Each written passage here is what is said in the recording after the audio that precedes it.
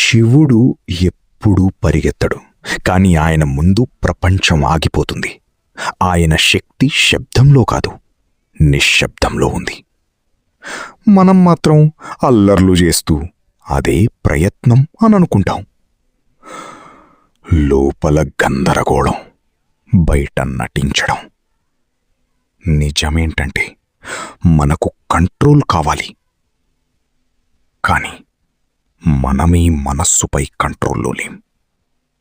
అందుకే డిసిజన్స్ కూడా ఇమోషన్ మీదే తీసుకుంటాం. శివుడు డిస్ట్రాయ్ చేసేది ప్రపంచం కాదు, మనలోని అల్లకల్లోలం.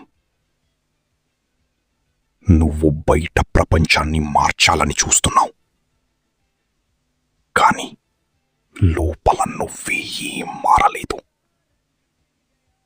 అయితే చెప్పు, నువ్వు నిజంగా శివుడిని అనుసరిస్తున్నావా,